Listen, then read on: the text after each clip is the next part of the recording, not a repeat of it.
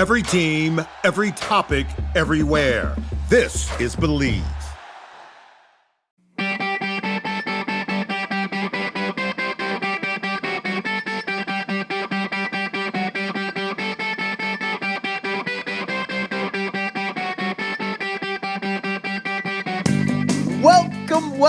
Welcome, everybody, to the Hockey Think Tank podcast, brought to you by the hockeythinktank.com, a website for all players, parents, and coaches to go to get a little bit of education and a little bit of inspiration regarding the greatest game on the planet.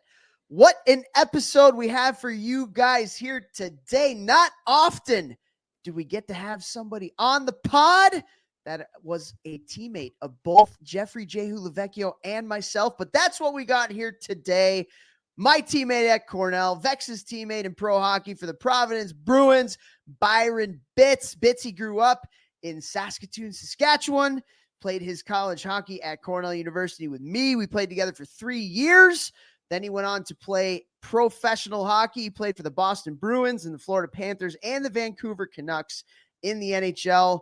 Before a pretty debilitating back injury ended his career short. Now he's back up in the Saskatoon area. He's got a couple kids that play. He's coaching, and what an awesome guy.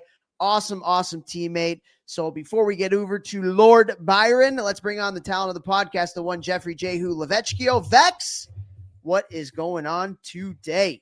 What's up, bro? Just, enjoying the dad life, living the daddy life. It's pretty awesome. I haven't got sharted on in at least 2 weeks, so things are going in the right direction. You know what I'm saying? That's good. No sharties. No sharts, but she's 2 months old now, right? She's at 10 weeks or whatever. But Kylie she didn't get sharted on. She got shat on yesterday.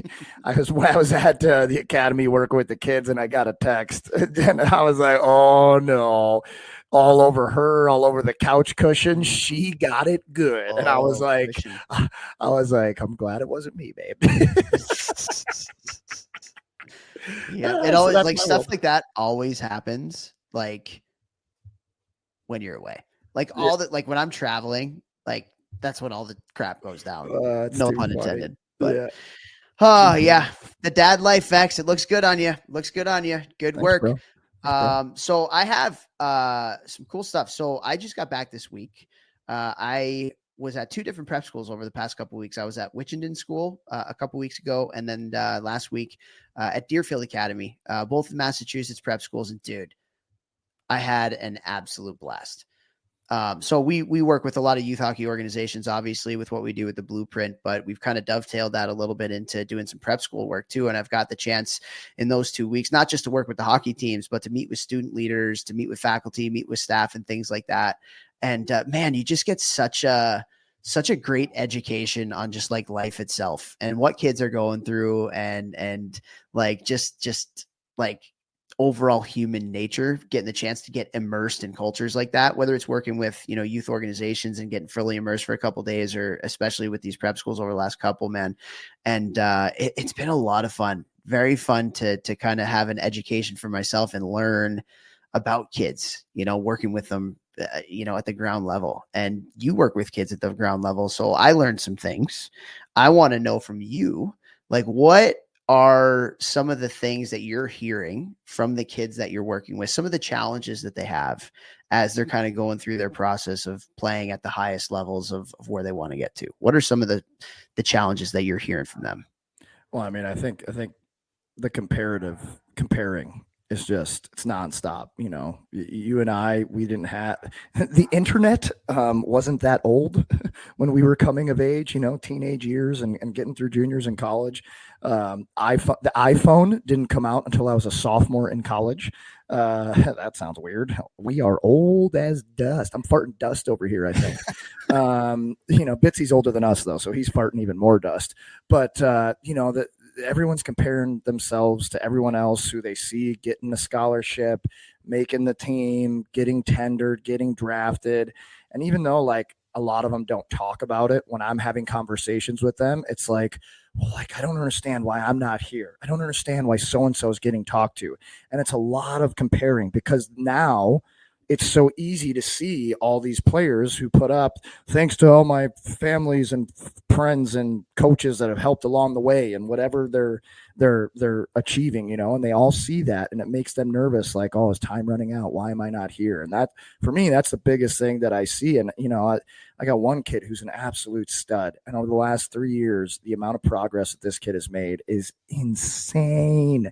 And I'm like, dude, like, look where you were 3 years ago. Look where you are now. Like, you're doing all the right things. I promise you, you just have to stick to it and believe in it. And whatever happens is going to happen because of your work ethic. But I promise you that no matter what happens, the rest of your life, you are going to be a killer and successful because of what you've done over the last 3 years. Like, and just getting them to realize that type of thing.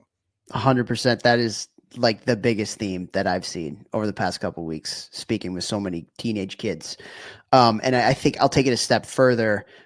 With that, the comparative cultures, external expectations are putting so much pressure on these kids, whether it's from mom and dad, whether it's from, the social media and the comparative culture. There's such an emphasis on the result and not the journey. There's such an emphasis on the result and not the journey. Getting the grade, making the commit, or getting the commitment, getting to the next level, whatever. Like, we're so result oriented at that age. I think a lot of it has to do with the parent culture and the external expectations that are put on these kids from other people, that we have to do a better job as adults of communicating the importance of the journey and the importance of the process and immersing yourself in the moment instead of being so caught up in the future. Because I think kids, and I think we were the same way, I don't think that's something that just kids today are dealing with, but it's been so amplified because of the professionalization and because of youth sports and because of social media. I remember feeling that way too. But again, like, we have to do it's honestly, dude, like, it's such an important job for us as leaders and as adults to continue to talk about being in the moment and continue to talk about the process and the journey and immersing yourself in that rather than the result. Because we talk, and we're probably guilty of this too. I mean, we do talk about the moment a lot, but we also talk about, hey, what do you want to do if you want to make it? And that's a relevant conversation, but like, it's got to be balanced with, hey, like, a lot of the part of making it is loving what you do and being in the moment and focusing on the things that you can control. The type of teammate you are, your attitude, your work ethic, the intention to which you bring to your work every day. Like, we got to do a better job. We as, the hockey world, society in general, like, we got to do a better job of that. 100%. Have to. So interesting asking you that question that you said that, because that was the exact feedback that I was getting from the kids that I was fortunate enough to talk with as well. I mean, I remember last year, one of my guys who's an absolute killer, he was super excited for the USHL draft, and we were talking about it the week leading up. And obviously I'm saying, like, whether you get drafted or not doesn't really matter. It matters, but it really doesn't. You got to go to camp and you got to make the team. And if you get drafted and there's 10 guys better than you, guess what? You're not making the team. So the draft didn't mean shit. And draft day comes and he didn't get drafted. And, he came up to me the next day and he talked to me after the workout by himself, was down, embarrassed, tearing up. He's in the USHL right now. Like, this was like 6 months ago, whatever. Made an all team, and within the first month, 2 months, got called up to the USHL. He's in the USHL right now, and it's just like. And what the beauty of it, Vex, too, is that I would put money on, if he got drafted, he's not in the USHL right now. I would agree. I would 100% agree. Because I made it. I'm gonna get complacent. I'm sweet. I've done the deed. Yeah. Even this kid who's mentally dialed, you still, once you get that cake, sometimes it's hard. Like Conor McGregor, the easiest thing is to look at Conor McGregor. When Conor McGregor was broke and a nobody and trying to make his way into the UFC and on his way up to being the best fighter in the world, you can see in his eyes before every fight that he was going to win. There was no doubt about it. He believed it. Everyone believed it. He could feel it. And as soon as he made his biggest payday and he went to fight Khabib and the second one that he lost, Nate Diaz, round one, he was never the same again. The guy had 200, 300 million in the bank. never was the same again, because he got his cake. So like you guys who haven't gotten it yet, stay freaking hungry. Stay hungry. Stay hungry, baby. Have Absolutely. to. Absolutely. Big part of it. Big part of it. And I shouldn't say I would bet that he didn't, because he might have, Yeah, but yeah. like, I know you know what I saying. mean? Yep. Getting hit with a little adversity and, having to look in the mirror and say, hey, you know what? I need to work a little bit harder. That's a much better avenue than, I'm pretty good now. Yeah. I'm going to rest on my laurels, have my cake, like you said. Okay. Another guy who earned it, man. Bitzy. Probably didn't eat any cake either, because that dude had like a 12-pack when I played with him. There were very few guys who were as jacked as I was, and he was close. There you go. He was a monster. There you go. Absolute unit. 6'5" farm boy from Saskatchewan. Just a blue collar as they come. One of my favorite teammates of all time. We got some great stories. The role that he played when he got to the NHL, his first fight was against Donald Bergier. So like, cool. Are you kidding me? What a good story. Yeah, and then got the chance to play with Henrik and Daniel Sedin on their line for a little bit in Vancouver when he got traded to the Canucks. Talked a little bit about our time at Cornell and things like that. And he's a hockey parent now too. He's got two really good little hockey players that he's coached, a boy and a girl. Got to meet them when I was up in that area. About a month ago, and I had met them before, but got the chance to hang out with them. Just such a great family, such a great salt of the earth family. His dad came over to say hi. Just like, man, so cool when you get to reconnect with old teammates, right? And so it was really cool to get him on the podcast to share some stories and talk about hockey today as well. And so looking forward to getting over to Bitzy. But before we do get over to Bitzy, let's thank some people who support our podcast. First and foremost, our title sponsor, icehockeysystems.com, the best website out there for all of your coaching education needs. They got thousands of drills. They got whiteboard explanations from high-level hockey people that can help you with your coaching education. They have a feature on their website where you can go in, draw up your drills digitally, print them out, send them out in PDFs to your kids before practice, your parents, to let them know what you're doing. And we have partnered up with them to do an associations platform where you can get this for every single coach in your and parent in your organization. So go to icehockeysystems.com today and look up the associations platform. Absolute value add for any organizations out there doing that. Boom. Well, I want to say thank you to Train Heroic. Train Heroic is the amazing app that allows me to deliver such quality training at such a low price. I actually just had 2 new teams sign up for the rest of the season this week, a midget AA team and a Canadian team, junior team. It is amazing, guys. With this app, you get videos, demonstrations of me coaching and demonstrating everything. You can't afford to have a quality coach with you. This is the next best option. Every player tracks their own workouts for every single lift they do for their whole life that they're on the app. It is unbelievable. I cannot thank them enough for allowing me to help the hockey world in such a big way. So thank you to Train Heroic. If your team wants to reach out and hear what it's like to train with me in season or off season, please reach out.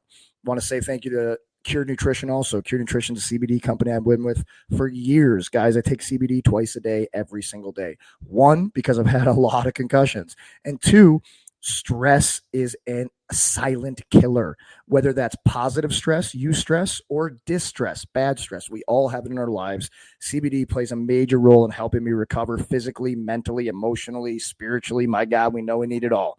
If you are looking for quality CBD products, you can go to curenutrition.com and use my discount code GMBM, or reach out to me and ask any questions. I know a ton about CBD. I'm all about plants over pills. So please reach out and ask, or go to curenutrition.com.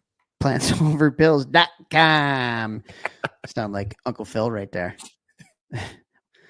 Hold it. Anyways, I also want to thank Helios Hockey. Unbelievable product. It is a sensor that you put into your shoulder pad, and it gives you real-time data, real-time feedback on your play. And especially with things like your stride mechanics and what they call a hustle score. So every time you move in practice or you move in a game, boom, it's lighting up. And it also syncs up with your video, whether it's Live Barn, whether it's an iPad, an iPhone, an actual video camera that we used to use back in the day. It syncs up with that and will give you your shifts or your reps cut up for you immediately after you're done on the ice. Holy crap. unbelievable. This freaking thing is awesome. And with that, because you listen to the Hockey Think Tank, we have a partnership with them. And if you'd like to purchase a sensor and an annual subscription, if you use the coupon code ThinkTank, one word, you will get 20% off your pro annual or your pro 24-month subscription. So go to helioshockey.com and get that today. Or you can go also to helioshockey.com/teams and you can get a little discount for your entire team. Also want to thank Crossbar, which is an unbelievable company doing incredible things for the youth hockey world and for youth hockey organizations. The feedback that I get from the hockey directors that I work with and the hockey directors and presidents that I talk to, holy crap, absolute game changer when you get Crossbar and move over from whatever web platform you're using, whether it's Crossbar or anything else. Get over to Crossbar. It just makes your life so incredibly much easier. So what do they have? If you go on there, like the website looks sleek. It looks really nice, really simple, great website design. Registration for everything from your season to player development sessions, drop-ins, clinics, whatever you want to do. Like, it's right there at your fingertips on the website. They have an incredible club scheduler to do your scheduling for your club, communications app, 5 stars that can help you to communicate with all the people within your club, financial tools and reporting, volunteer management, facility management. Like, guys, absolute game changer. Go to crossbar.org today and check it out. If you're a hockey director, if you're a president, or if you're a parent that hates your website and hates how the club operates, this is just a huge value add. So again, go to crossbar.org today and do that. And last but not least, thank you to all of our listeners. We love you guys so much. If you could do us a solid, we appreciate every like on our social media posts, every comment, every download of our podcast. If you can do us a solid and rate us on iTunes, Apple Podcasts, Spotify, Google Play, wherever you're listening to us, and subscribe to our podcast. It goes a long way to getting us in the ears of some more people. Our mission is to make the hockey world a better place, put a little bit of more positivity into the youth hockey world. And the more that you share us and do those things, the more people that we feel like we can have a positive effect on. So anytime you can do that, we appreciate it. We continue to do this 6 years in, just had our 6-year anniversary episode with one of the top women's players in the world, Brianne Jenner, last week. Now we got one of the best teammates that Vex and I have ever had this week in the Byron Bitz. So without further ado, here we go with my man, Byron Bitz. There's nothing like seeing an NHL game live. The toughness, the speed, the excitement. Every time I get to go, I absolutely love it. I've been to a few games this year, and for the best place to get tickets, you have to visit Game Time. I've used the app to get not just tickets for NHL games, but for other things like concerts as well. It's really easy to use, especially for those not as astute with technology like myself. I've used it to actually check out all that's going on at the United Center where the Blackhawks play in Chicago for concerts and other things, and it's really, really, really awesome. You can search the app by team, by performer, or by venue, which is great. You can actually see the seat view, which is really, really cool from where you're going to be sitting, and they have curated deals for you to make things simple and easy for how you like to shop. Honestly, it's just so easy to use, and it also provides you with the opportunity to save money on tickets no matter when you buy them. So take the guesswork out of buying tickets with Game Time Picks. Download the Game Time app, create an account, and use code THPN for $20 off your first purchase. Terms apply. Again, create an account and redeem with code THPN for $20 off. Download Game Time today. What time is it? Game time. The 24-25 NHL season still has that new car smell, and the action is heating up at DraftKings Sportsbook, an official sports betting partner of the NHL. It's super easy for first-timers to get started at DraftKings Sportsbook. Try betting on something simple like picking a team to win. And if you are new to DraftKings, listen up. New customer bet $5 to get $150 in bonus bets if your bet wins. Download the DraftKings Sportsbook app now and use code THPN. That's code THPN for new customers to get $150 in bonus bets if your bet wins when you bet just $5. Only on DraftKings. The crown is yours. Gambling problem? Call 1-800-GAMBLER. In New York, call 877-8-HOPE-NY or text HOPE-NY 467-369. In Connecticut, help is available for problem gambling. Call 888-789-7777 or visit ccpg.org. Please play responsibly. On behalf of Boot Hill Casino and Resort in Kansas, 21 plus age and eligibility varies by jurisdiction. Void in Ontario. Bet must win to receive reward. Bonus bets expire 168 hours after issuance. For additional terms and responsible gaming resources, see dkng.co/ice. Copyright NHL 2024. All rights reserved. You're a beauty. We are so excited to have on this episode of the podcast.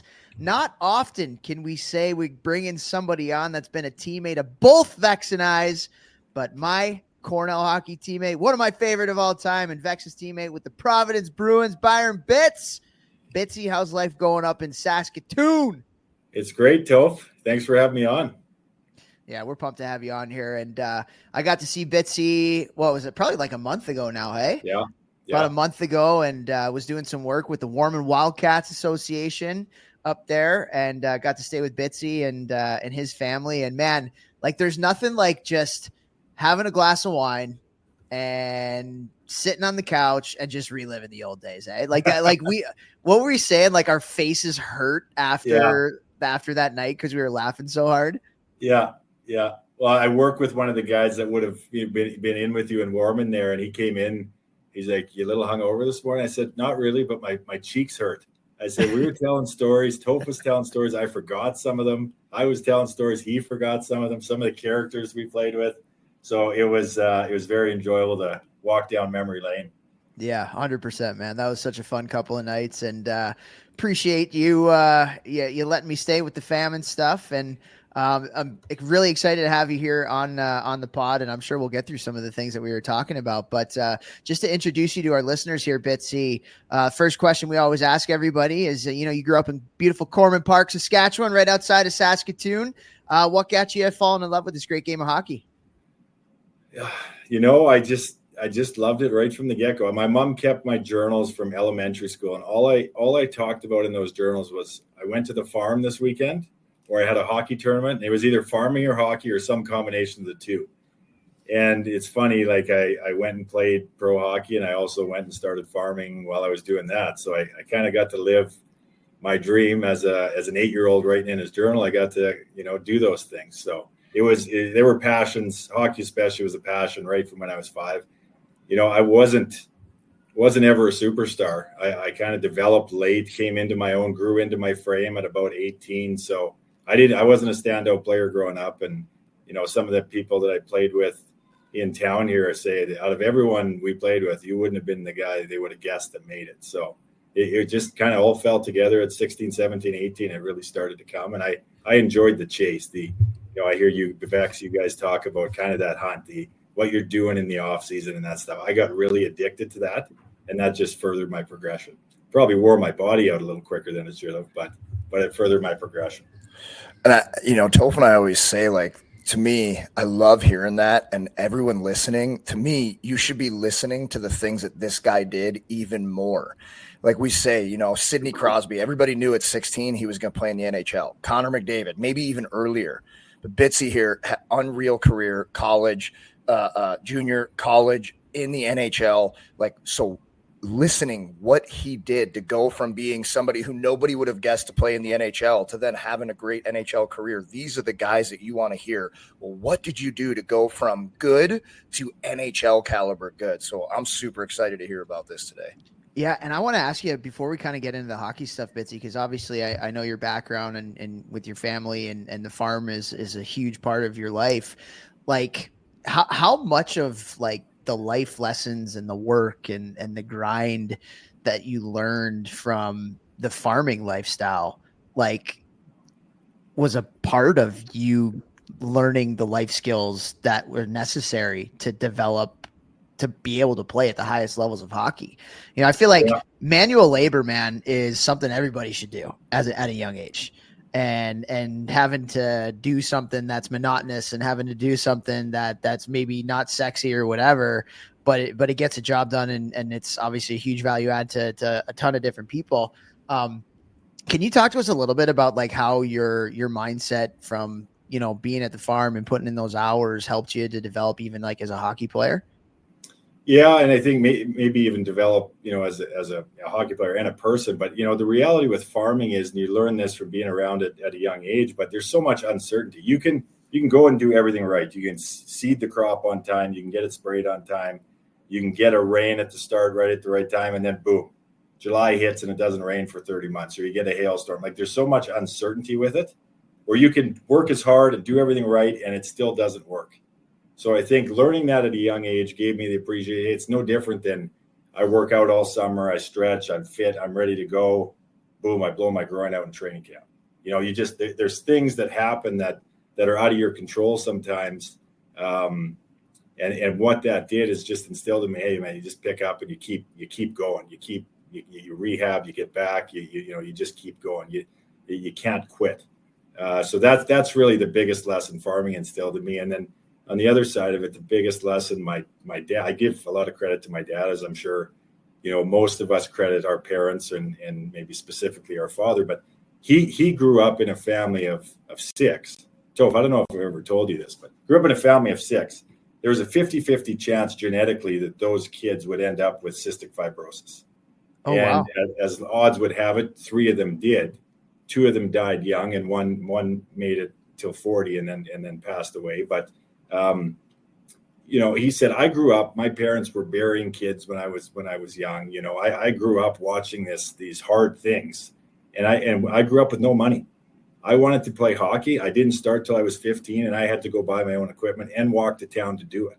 He said, I was not given opportunity. I'm giving you this opportunity to play the game. There's no expectation that you go somewhere with it, but when you're out there, you better give your best effort, because I'm not going to give you this opportunity and watch you, you know, half-ass your way through it. So I know there's sometimes we talk and he feels, geez, I was a little hard. And I said, no, that gave me the resilience to kind of carry forward when things did get tough. I love that, man. I love that. And we've actually said that before. The way that hockey is today, it's so freaking expensive. Oh, And it's gotten out of it's control. so expensive from a financial standpoint, but just like a time and effort and sacrificing your life as a parent for a kid to be able to play tier 1 hockey or tier 2 hockey. I think that's a very valid conversation that parents need to have with their kids. And that conversation is, look, I'm giving up a lot for you to do this. You better love it, you know, and you better work. And I like, it's funny, like parents, what's to say? Like, it's great that happened to you, because so many times you have like parents that have the means and then make it easy for their kids. You know, it's not really doing anything for them. Like you having those honest, hard conversations, being like, hey, like I'm sacrificing a lot here. Like I want to see you make an effort. And if this is not something that you love, like let's do something else. So I can have a little bit of my life back, maybe even. But I think that's great that your dad said that to you. And I think more parents need to do that.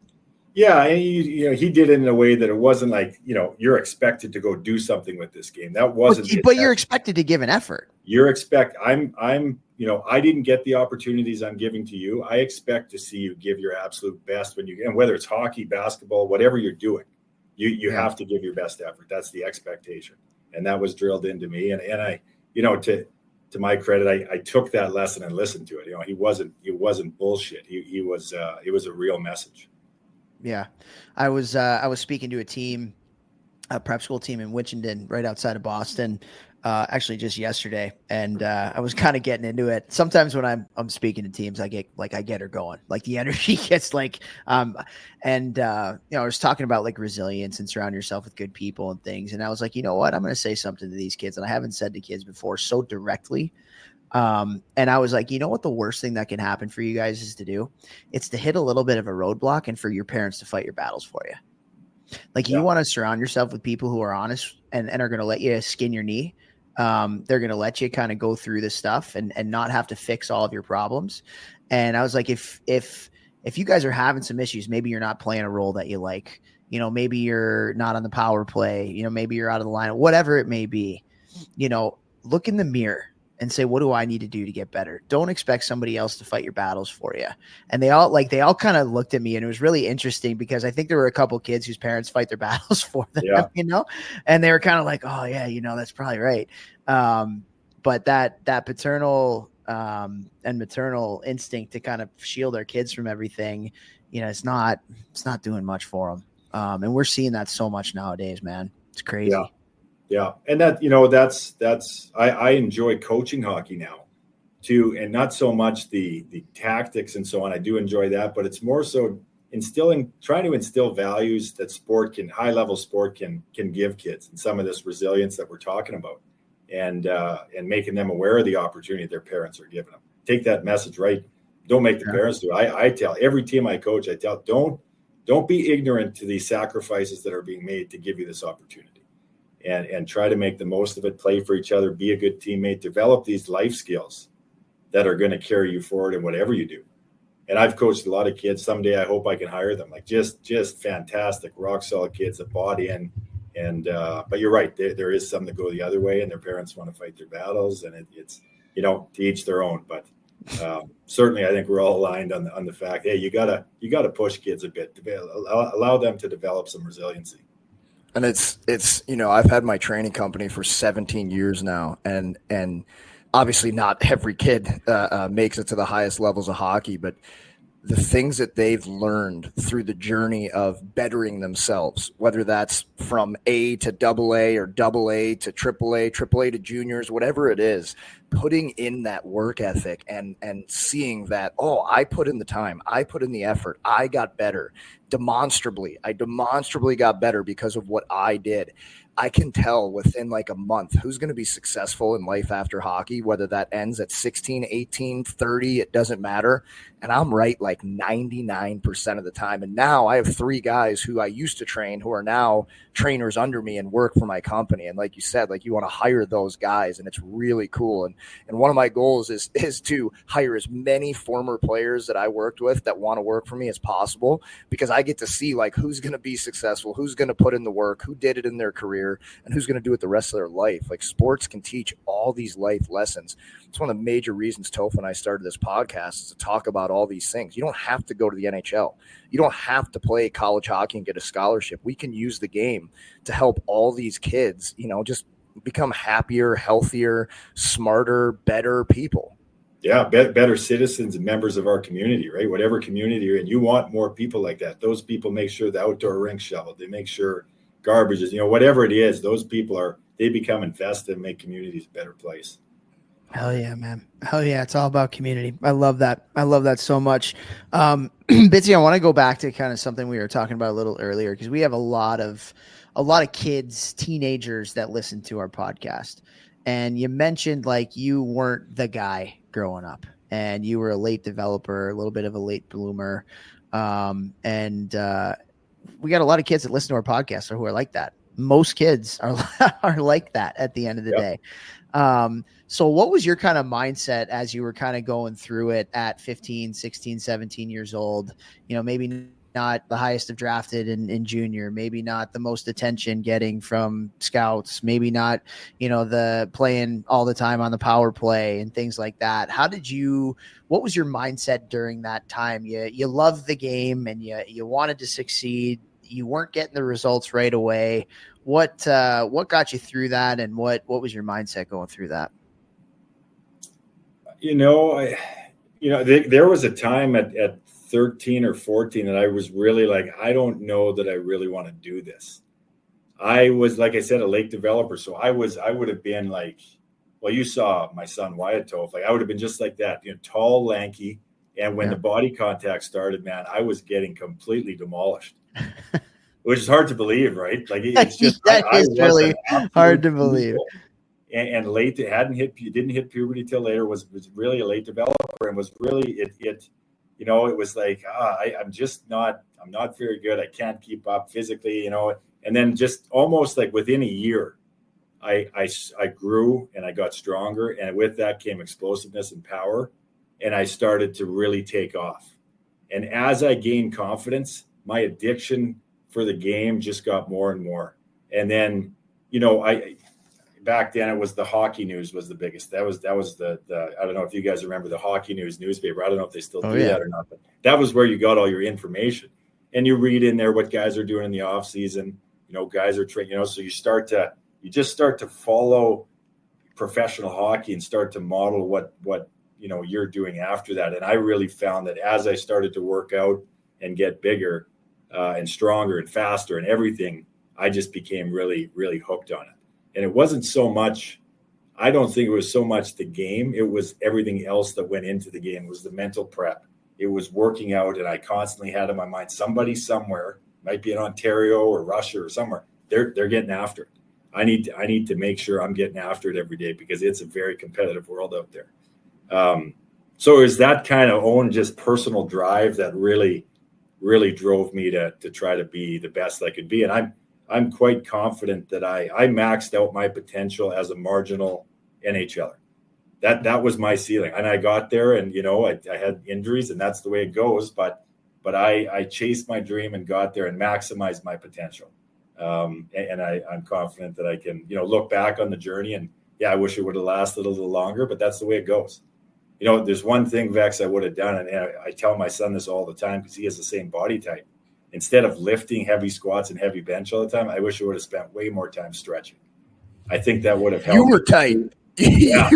I can't even touch my knees. Bro, I remember you walking around the locker room. Oh, man. It was like so stiff. Like the guys who don't know, look him up, obviously, and look up his fights. But he was a monster, absolutely jacked. But part of that was also how they trained us back then. Totally. Totally. We trained, when we were in juniors and college and even the beginning of our pro careers, all of us, it was still a lot of people were still football, bodybuilding, powerlifting. And, that's where guys like you and I, who were already at the strongest in the game at the highest level, we could have really benefited from training a little bit differently because we wouldn't have lost a strength. We wouldn't have lost that, but we would have gotten better in other ways that would have translated better to the ice, Totally. Yeah. And it's just, it wasn't in style. It wasn't, it just wasn't pushed at that time. That came a little bit later where that, the speed and the flexibility and all that kind of comes in, but it's just the way it was. But still, the reason that you got to the NHL was because of the work that you did off the ice. No doubt about it. That was massive part of it. I mean, the Bruins constantly told me, you need to be Byron Bitz. If you want to make it, if you want to make the Bruins, you need to be Byron Bitz. That's all they kept telling me, after you were gone. And I came back after the year of being injured. You're like, we need you to be Bitsy. You're not a second line guy. You need to be freaking Byron Bitz. And then I went too far, and all I did was think I tried to play like Byron Bitz in the NHL instead of Byron Bitz in the AHL, where in the AHL you play a little bit more of a skill role. You get to the NHL, you're a fourth line guy, you play way more simple. I was literally, the 1 year that I came back after my rookie year and had a pretty good year, I was just on the first line with Marchand and Trent Winfield dumping it in because they're like, be Byron Bitz. And I'm like, Byron Bitz in the NHL would dump this in. So I would just dump it in. It's too funny, bro. You're right, though. You're told those things. Like when I came into Cornell with Steve and Bobby. Shave. Steve and Bobby had just graduated. I was supposed to replace Steve. So I get it. You're kind of, and for a while it can mess with you a little bit. Yeah. You're never going to be exactly that person. Right. But you get their point of we need this style of game. Right. Right. Yeah, for sure. Too funny, bro. Yeah, man. I love to hear all that stuff and just the work that you put in to be able to get to where you got to. And it's the same thing. I tell kids all the time, guys, or girls, the best players at 15 are not the best players at 20. Some are, but a lot of them aren't. Yeah. And that's because the will catches up with the skill, as you go through those processes. And so many, especially it's almost like a trap now to be good at 15 years old, because there's so much media on youth hockey, these rankings and websites and, all these different things that are going on. And these kids, they see how good they are and they forget it's because of their skill up until that point. But once you get to be a teenager and a little bit older, then people start to catch up a little bit. Right. And the kids who have been told they've been so good for so long, they kind of believe it and they think it was theirs. But you got to work and you got to continue to develop. And so many kids like yourself pass kids who were the best players at 15 because of that. And I think it's a really, like, for parents and coaches, it's almost like for the better kids at that age, like, you gotta, I don't want to say shield them from all the nonsense, the business of youth hockey and the things like that, but just continuing to remind them that, like, hey, you got to continue to work. You got to continue to get better. You got to continue to fall in love with the game. Because and I've seen as a college coach, man, like, so many quote unquote great recruits at 16 end up as bad recruits at 20 because they just stop working and people pass them. Totally. Like, you're right. Those 14, 15-year-olds that are phenomenal, I think it gets really hard for them at 17, 18 when they are getting passed because they've just never had to work that hard as the guy behind him is working, guy or girl is working to catch him. So it's you're 100% right, but it's, if you have that passion for it, then just use that to fuel you, use that to motivate you. That is it. You got something if you have that, because if you don't have that passion, it gets, you know how it is, guys. Like, it gets to the point in the summer, the dog days of summer, where you don't feel like doing it. You don't do it. Now you're getting passed. Also, if you're one of those players who's like a second tier player and everybody's talking about everybody else, I used to use that as motivation all day. Everybody's talking about this guy, and I thought, I'm as good as him, or maybe I could be better than whatever. Like, I'm going to prove everybody that I'm going to be better than that guy. I will be. So, like, I had a talk with a player today at the academy that I run the strength and conditioning for, and it was kind of something about this. He's in that midget major. Everybody's signing tenders. This kid is a stud. What he's done over the last 3 years to elevate his body, his game, his mind, he's going places, and everybody sees it. But he's a late bloomer, and he's seeing all the kids who are bigger and been through puberty, tendering and playing games in juniors. And I'm like, man, like, don't focus on that outside noise. Control what you can control. Keep doing what you're doing. And if anything, let it piss you off to find even another level, another gear. Like, I'm going to get mine. I'm going to prove that everybody wrong and myself right type of thing. And I know for me that helped a ton. I know for Toph that helped a ton, no doubt about it. Being passed over for USA, like he's talked about on the podcast quite a bit, when he was by far the best player in that tournament. But he used that to fuel himself, and obviously, becomes captain of Cornell. Not a big deal a few years later. Yeah, no, you're totally right. Just that hunger and passion is so important, so important. And like I said, it's that embrace the change. You're the biggest thing. Did you guys see that Jordan documentary that came out a few years? When he was telling that story about, he was in a restaurant and some coach or another player walked in and kind of big dogged him. And he just said he couldn't even sleep that night. He was so jacked up to go show this guy what's up. That's what we're talking about, right? You're looking for little triggers, little things, little comments people say, whatever it is, to light a fire and motivate you in a healthy way. You're not running that person down or anything, but say, oh, I heard that. I'm going to file that away, and I'm going to use that when I'm tired on a run or when I'm on my last rep or whatever, right? So I think any athlete at a high level has some of that, where they're looking for some of that extra motivation. Bring it on. Bring it the frick on. Let's go. Yeah. Well, we embrace that at Cornell. When we play these big, the big programs at WCHA and the CCHA, it was, we always felt like we were a bit slighted, and we never got a lot of credit. And we had a chip on our shoulder. I certainly felt that way anyway. 100%, man. And it's funny. I did want to talk about Cornell a little bit because I was talking to, and actually I say this to all teams that I'm fortunate enough to work with at every level. The biggest thing and it was funny talking to you like a month ago about this, but like at Cornell, we were like, our secret sauce, let's call it, of why we were really successful were because our practices were so much harder than the games. Oh, like, yeah. The amount that we battled and competed against each other in practice was an all out war, and the games were easy. And every championship team I've been a part of, whether it's been a player or whether it's been a coach, like the practices were harder than the games. Like the level of standard.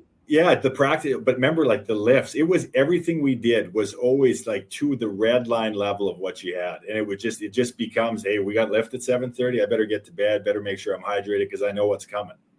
And you figure it out pretty quick that there's 25 other guys in there that are going to be getting after it. You don't want to be the guy that's not.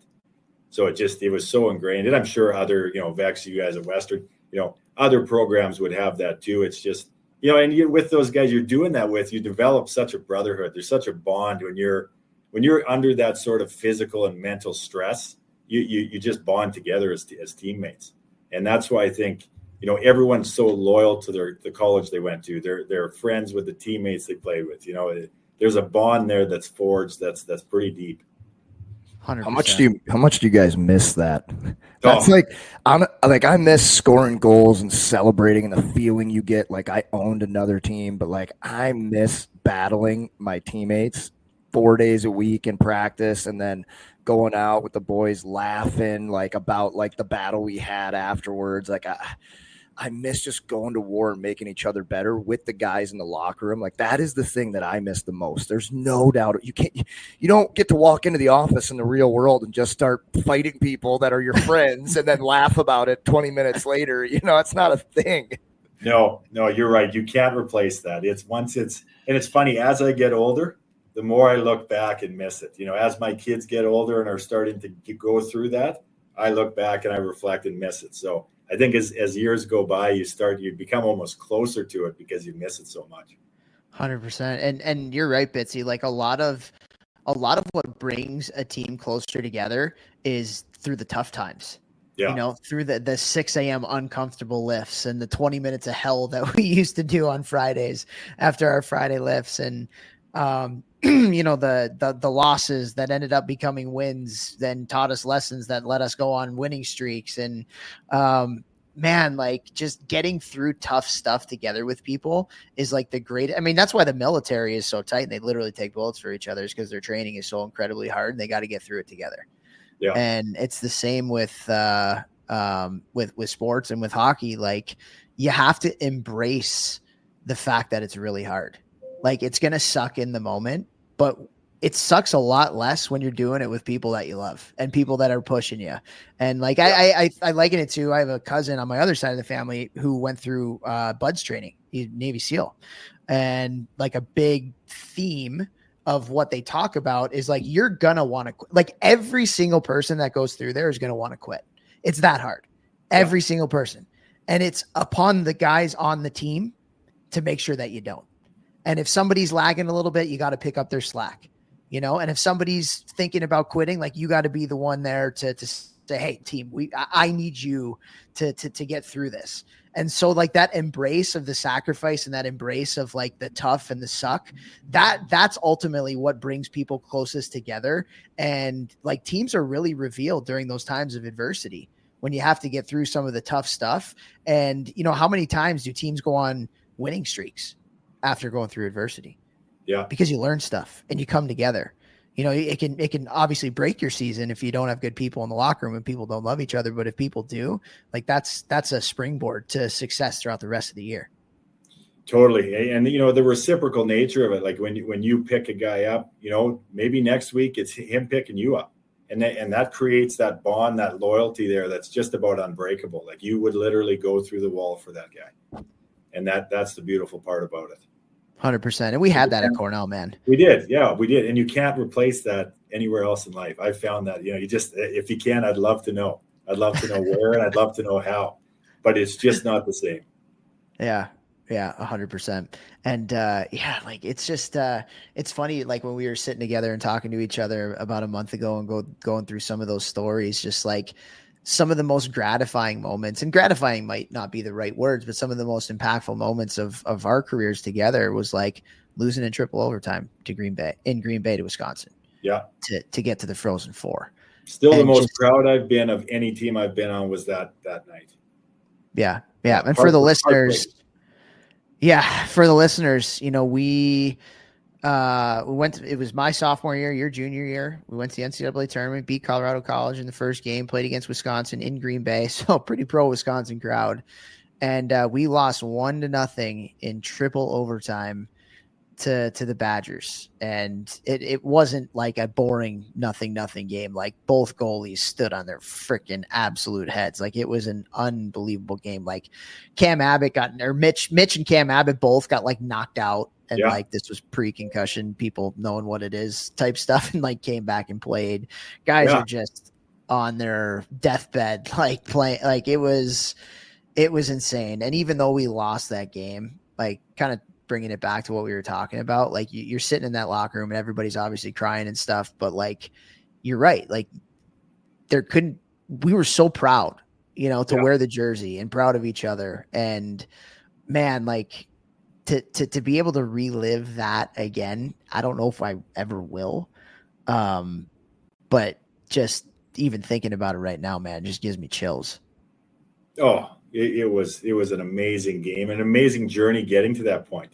There was some of those guys they've talked about. That was the hardest game on their road to their championship that year was us, because it was an absolute war. You go back, I've watched the game over. Like it was a physical war. And you're right. Cam Abbott got knocked out right by our bench. There's me and somebody else literally reaching down to drag him up and over so we can get someone else on the ice because they weren't going to blow the whistle. Like it was awesome. It was something. Yeah, I look back fondly and so proud of everyone on that team. We laid it out for each other. And we probably could we have won that game? Yeah, we hit some posts. We could have went our way. But, we maximized our potential that year. We squeezed every ounce we had out of that team we had. For sure. And what the cool thing too, like thinking about it now, obviously as a player there, you go through and the culture's built and everything like that. But one of the coolest things about going back and be able to coach with Shafe is to see how intentional the culture building was. Yeah. It doesn't happen by accident. Obviously, when you recruit good people and good kids, you're going to be able to have a much better chance to have a better culture. But just like so many of the things that we did intentionally to build the relationships and to set the standards and to set the expectations and to get people to buy in, like it's not a freaking accident why Cornell's been at the top of the country for, 25, 30 years that she's been there. There was so much intention into getting us to feel the way that we feel after this loss, where we all loved each other, and it hurt that bad. Because we've all probably been on teams where the season ends and it's like, all right, everybody's just going to go on their way and see you later. Yeah. See you later. And we didn't have that. And that it was cool to kind of see behind the scenes how intentional that was, and you can work at it. And that's why I believe with what I do, how important the culture building piece of it is. And I've worked with teams, just for a couple of days on culture stuff, communication stuff, buy-in stuff, getting to love each other and getting to know each other's stuff. And, it's completely flipped seasons around, like completely, like the tactics didn't change. The coaches didn't change. The talent didn't change, but like the buy-in and the culture and the love and all that changed. And then it's boom. Like it's incredible how important that is and how intentional we need to be to build that stuff. Who was that team, Toph, that like 2 years ago, weren't they like on a losing streak and you went there for a weekend? And there's been a couple teams. I don't like to say the team. Yeah. What? No. Yeah, you should, bro. Yeah. I'm not saying it's only because of you, but it demonstrates your point. And wasn't that Division I too? Yeah. But they were in a tough spot when I got there. And then I don't want to say the name, but anyways, go ahead, Toph. Sorry. No, I was just going to say that the work that you have to put into, well, first of all, like I said, you have to recruit the right kids. Like if you don't do that, then it doesn't matter how much work you put in, it's not going to happen. But just being intentional about putting your players in situations and environments where they can build those bonds, and that love for each other, that love for the university or the team. We need to put a lot more work into that stuff, I think, for sure. And it's part of it is, people ask me, like, I've coached both my kids a lot, and they ask me, do you think you have to play the game to coach? No, I don't think you do. But when you've played the game, it gives you the experience to draw on, like we're talking about here. And Vex, I'm sure you've been on teams like we're talking about, but like how special is that? when you have a culture and you have a quality group of people like that. Now, Toph, you're out there and you're trying to pay that forward. Same with any team I coach. These lessons we're talking about, these messages, I try to pay that forward. Try to give. I feel super gifted and thankful that I was given these experiences, and worked for them. But that I got to be on teams with these type of people and be in these situations. You try to remake that for the team you're coaching and allow those kids to have that experience. And we had a team last year, a U13 team. I don't know what you guys call it down south, a U13 team that was like that, man. It was all the kids were all in all the time. And they were so bought into each other. It was really a pleasure to be a part of. And, if you play hockey for 20 years, how many years are you going to have? Like, not every year is going to be like that. So when you are in that situation, you got to be smart enough to realize how special that is and try to maximize that, whatever that group has. Yeah, I'm getting kind of like just chills, even remembering, because it is like, it doesn't happen every year. No. It doesn't. Unfortunately, it just doesn't. You gotta have the right group. You gotta have the right messages being sent to people. But you gotta have a few things go the right way. But if you do catch it, it's something special. For sure. It's officially the holiday season, which means we are all looking for those amazing deals on Black Friday and Cyber Monday that we can't find throughout the year. Except with Raycon, because with Raycon, you get an amazing deal on premium audio every day of the year. But that doesn't mean they're not having sales on Black Friday. Far from it. They're actually doubling down on their amazing value by offering my viewers up to 30% site-wide. A Black Friday deal you appreciate every day? Raycon's everyday earbuds, especially if you haven't checked out their latest model, which includes plenty of new features that make them even more of a must-have for any audio lover. For example, they now feature a 32-hour battery life, multi-point connectivity that lets you pair with 2 devices at once, and active noise cancellation. It's a feature that's a must-have for me on long flights since I travel a lot, but one that can be difficult to find at an accessible price point. Until now. Because there's another thing. Although Raycon's quality rivals some of the biggest names in premium audio, Raycons start at just half the price as the other guys. So they're already an incredible deal even before you factor in Black Friday and Cyber Monday offer of up to 30% off site-wide. Raycon's everyday earbuds are also available in a variety of vibrant colors, so you don't have to just have the standard issue white or black earbuds sticking out of your ears. You can even rock our signature royal blue color while you're listening to the Hockey Think Tank podcast. It's time to save big for Black Friday and Cyber Monday. Go to buyraycon.com/THPN today to get up to 30% off site-wide. That's right. You'll get up to 30% off everything on Raycon's website when you go to buyraycon.com/THPN. Nobody does selling better than Shopify. Shopify is the home of the #1 checkout on the planet. And the not-so-secret secret, with Shop Pay that boosts conversions up to 50%, meaning way less carts go abandoned and way more sales going through. So if you're into growing your business, your commerce platform better be ready to sell wherever your customers are scrolling or strolling. On the web, in your store, in their feed, and everywhere in between. Businesses that sell more, sell on Shopify. Upgrade your business and get the same checkout that Skims uses. Sign up for your $1 per month trial period for 3 months at shopify.com/Westwood1, all lowercase. Go to shopify.com/Westwood1 to upgrade your selling today. Shopify.com/Westwood1. Well, let's like move on and kind of with this conversation here, because you guys played for an NHL organization that at the time that you guys were there kind of had that. You had the Bergerons and the Marchands and the Charas and these great leaders and things. And you guys both got to be a part of that.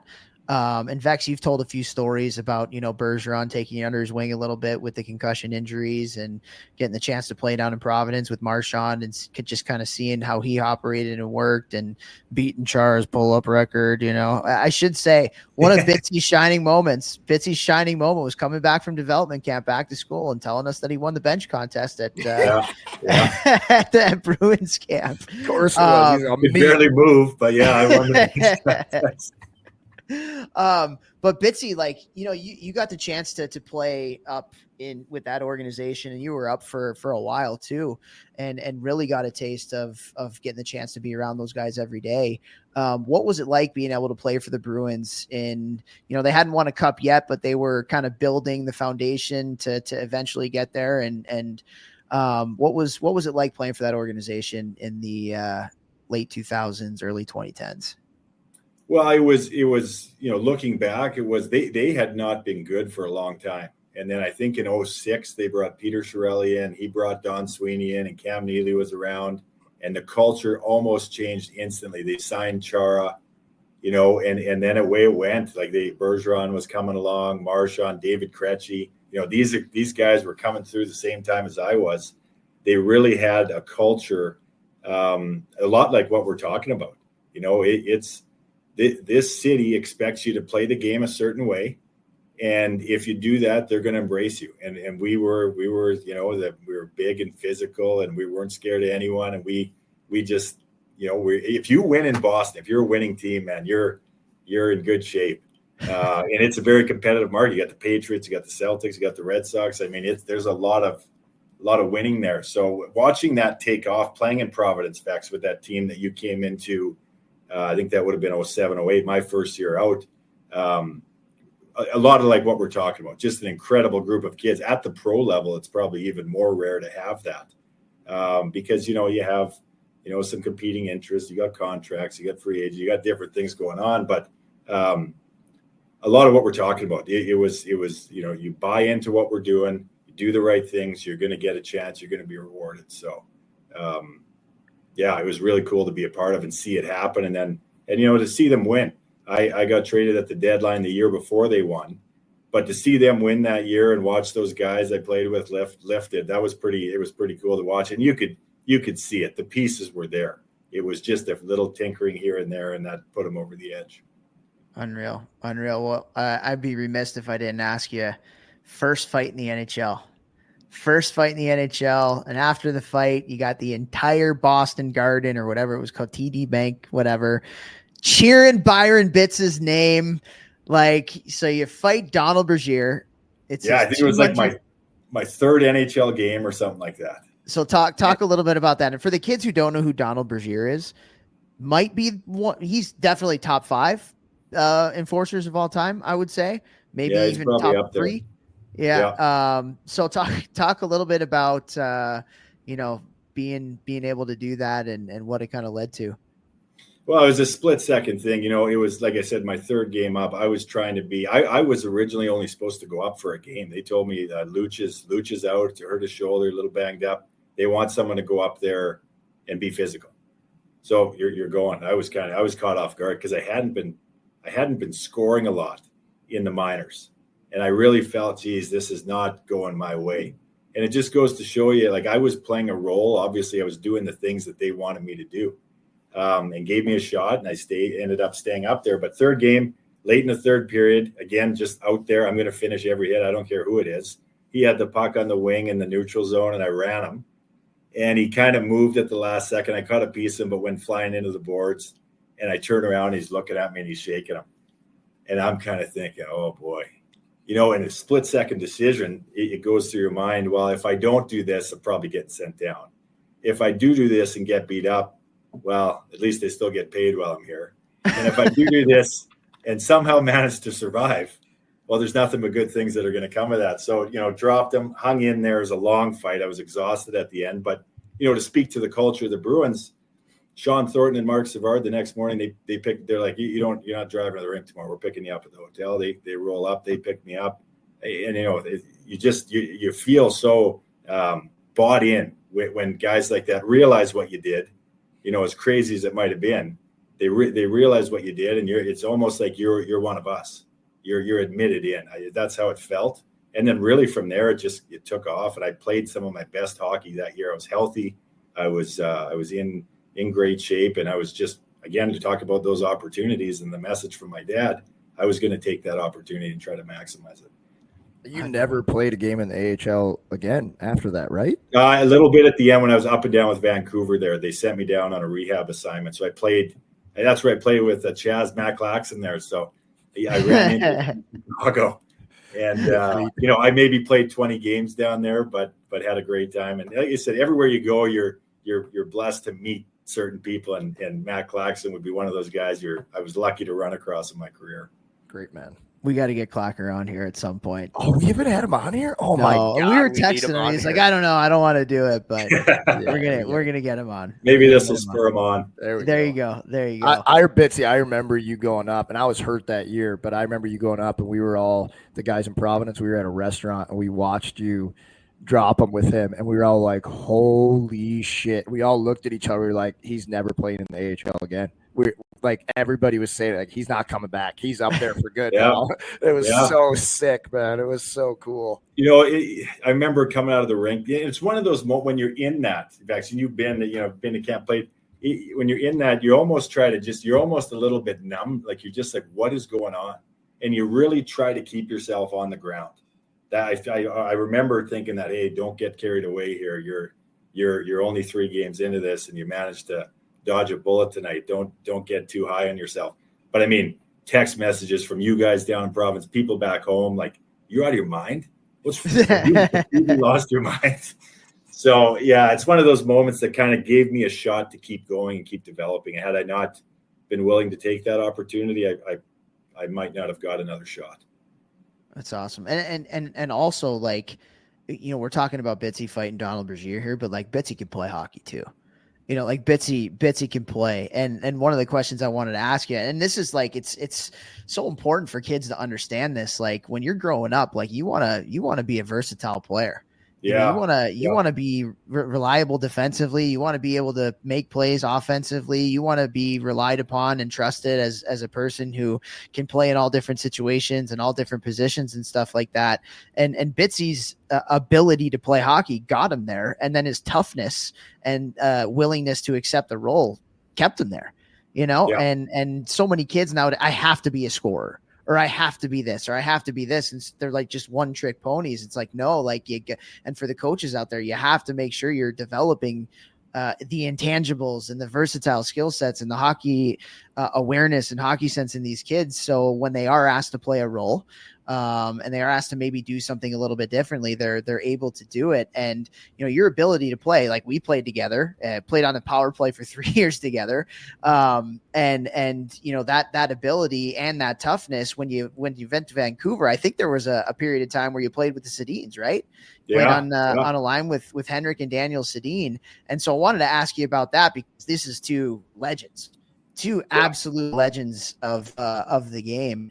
And I'd love to ask you, first of all, like, what it was like playing with those guys who were just so in sync, but also from what I've heard from other people, like, they were just workers, man. Like, great dudes and workers, and just it's again, not an accident why they were NHL superstars with their work ethic. So what was it like in Vancouver when you got traded there and having the ability to play with the Sedins for a little bit while you were there? Well, there were 2 guys who it was unbelievable. Their vision. I mean, you guys have seen it. Like, their vision and ability to kind of sense little open areas and move to those areas was uncanny. So, get called up there again. Geez, it was my 2nd or 3rd game. This is coming off the year where they got beat by Boston in the final. And a lot of the reason I was there was because they felt they needed a little bit more Boston on that roster. They wanted it. They wanted to see if a guy like me could play with them to make sure that they're protected out there. So they gave me a shot to play with them. And I think at 4 points in like 2 games. And I always think, like, man, if I could have rode shotgun with those guys for 40, that could have been something, but it was just so easy. And, Vex, we're talking about the American League and the NHL. I always felt, and this sounds probably really weird to a lot of people, I was a better player at the NHL level than I was at the American League level. the game was less scrambly at the NHL level. It was more strategic and tactical. You got out of position, you were going to get burned. In the American League, you could get away with it. So I found the American League a little more scrambly, but the NHL, I felt that my game was I was a better player at the NHL level than I was the AHL level. But I just to play with those guys and to get an opportunity and just how humble they were. Like I had come off 4 surgeries in 11 months, and that team, they were cut from a lot of the different style, but cut from the same cloth as Boston. Like they had a pretty good stretch there where they were contenders. Bieksa and Burrows and Kessler and Sedin's, like all in their Luongo in their prime. So, to see the Sedin specifically and others kind of just really appreciate a guy like me kind of sticking with it and making this comeback and being able to go up and produce, I felt like everyone was really happy for me, which again, is kind of endears you to that team a little bit. Love that. And you mentioned all the surgeries that you had, man. Like, that's not easy to physically, mentally, emotionally, especially when you've achieved the highest level and you're kind of getting the thing that you love snatched away from you. And, we have a lot of kids on the podcast that go through similar types of stuff. When I was out talking with this prep school last week, I got asked by 2 different people, like, how do you handle going through injuries? And so what was that like? What was the mindset like? And what kind of advice maybe would you give to some kids that are going through some injuries and get the game taken away from them for a little bit? Yeah, I think you have to come to the realization that it's part of it. If you play this game long enough, you're going to go through injuries. And some of them are worse than others, Vex. Like you spent a lot of, you missed, was it full year? Yeah. And me with the 4 surgery, missed a year. And kind of the hard part was you get surgery, you rehab, you think you're good. And then it blows out on you again. And this happens 3 times. And then finally they looked at it, well, your hip joint isn't even moving. No wonder you keep ripping your groin off. You go fix the hip joint. So, a little bit of bad luck with the way that all went. But it was, again, you just rely on that resilience. You just try to keep going. You try to stick with it. You try to stay positive and surround yourself with people who, you go through some dark days, let's face it, where you really question, like, what am I doing? Is this worth it? Are the wheels completely falling off? Is this over? There's a lot of doubt that can creep in your mind. So you try to rely on those people around you who are your support network to kind of, hey, just bring you back down a bit. They just bring you kind of, hey, you're living your dream here. This is a setback. You got to keep fighting through it. I would even say you have to rely on your support staff, because I was so embarrassed in my situation with me getting a concussion in the summer and right after I signed, and I missed 15 months of hockey. I never know if I'm going to ever play the game of hockey again, let alone I didn't even know if I'd ever freaking work out again. And I just kept it all inside, and that was not good. I was in a really bad place that year because I didn't talk to anybody, and literally nobody. I just kept, other than my roommates, Kevin Regan and Jeff Penner that year. Those are the only 2 guys that I really talk to, and that's just because we live together. So anybody who's ever going through that stuff, you can't keep it to yourself. You got to talk to your family, your agent, your teammates, your coach, your captain. Don't go through it alone, because they'll help you through it. Just like any other time in your career where a team is down, use the people around you to help you get through that stuff. Yeah, it's to do that alone, to go through what we're talking. It's different if you break your wrist and you're out 6 weeks. That's but. Some of those prolonged injuries or some of the doubt that creeps in, you can't, it's to go at that alone is you're going to put yourself in probably a pretty tough spot. And you go through enough as it is with a support network. So you got to rely on, through those hard times, that support network, wherever that is, parents, friends, teammates, whatever, former coaches. Big time. All right, Bitz, I got one more question for you. A little hockey related question here again. And, me and you are on very, very opposite ends of the spectrum as it relates to, the tallness of each other. And we had Jason Guerrero on a couple weeks ago. Jason, he's one of the directors of player development for USA Hockey now, former college coach, stud smaller player. And a lot of times we get smaller players on, and we ask them, hey, how do you succeed in hockey as a smaller player?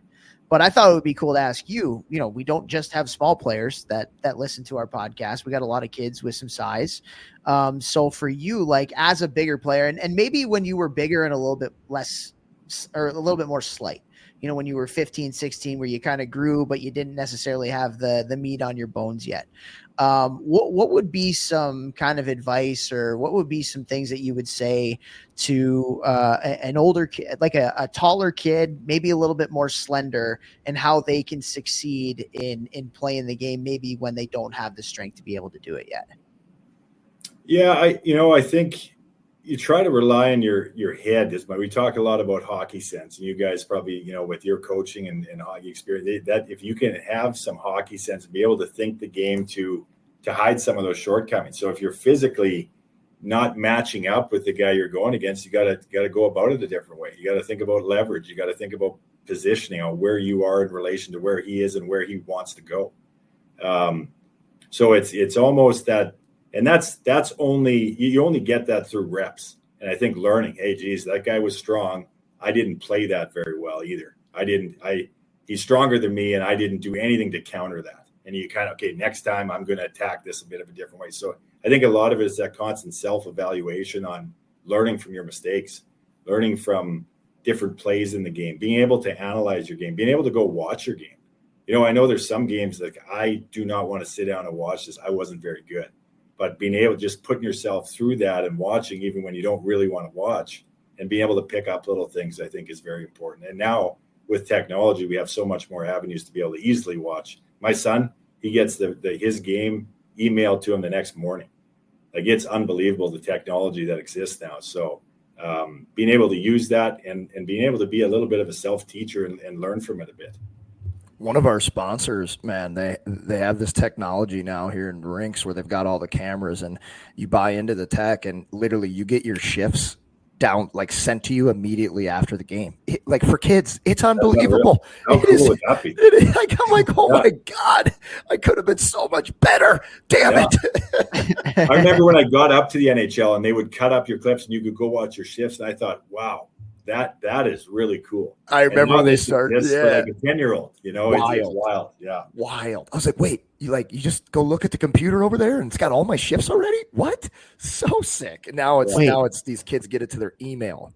Yeah. It's in the computer? It's in the computer. It's in the computer?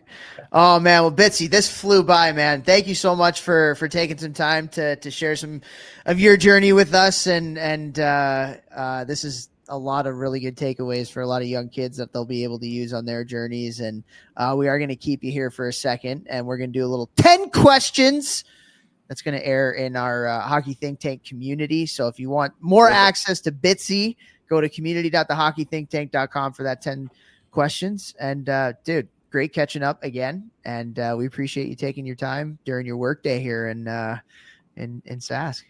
Hey, absolutely.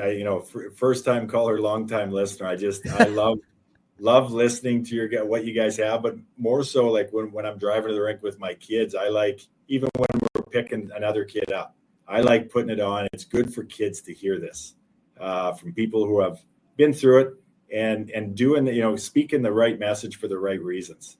So I love what you guys are doing and happy to be a small part of it. Thanks, Bitzy. Are you gonna tell Wyatt that, or are you just gonna surprise him and put it on? I haven't told him anything yet. I might just throw it on when we're on the road going somewhere and just see how it goes. Is Fallon gonna think you're like a celebrity? Yeah, she thinks I'm pretty high up there already, which I always try to knock. Yeah, I'm like, hey, I wasn't very, but she, in her mind, like in her room, she's got posters of me. Wyatt, like, he doesn't think very highly of me at all. So I get it both ways. Hey, I should say before we go, Vex. So the day after I was out there, Bitzy did. What did you sing? What was the song? Benny and the Jets. So I had to do this Singing with the Stars. It was called, basically, they got a star, which was me. They reached pretty low to the garbage heap to grab me. And then I sang with Ty Hunter from the Hunter Brothers, who's a Canadian. They're a Canadian band. They're a country band, pretty good. And so we had to sing Benny and the Jets. And I've never been so nervous. So Toph was in. And it was the day he left. That night, I had to go up there and sing in front of 600 people at this charity event for mental health was the cause. It's one of those things when you get that phone call, it's pretty hard to say no. as much as everything inside you is like, there's no part of me that wants to do that. But, Sober? I did it. Did it Yeah, sober? dead sober. Yeah. Oh, dead sober. Yeah. Oh, that's tough. Yeah. That's Oh, it was the most nervous I've ever been by far in my life because I was so far out of my comfort zone. Yeah. I was going to Alaska. I was flying from Sask to Alaska. If I was flying back home to Chicago, I would have extended my stay to see that. I would have stayed an extra night to see that. That would have been unbelievable. And you did send me the video. To your credit, you sent me the video. It was good. Yeah. Did a good job. There was a few of friends and so on that went, especially just they're like, wow, I just got to see this. So we raised some money for a good cause, and when people asked how it went, I said it went. It went. It came and it went. All right, Bitsy, thanks so much, man. Thanks, guys.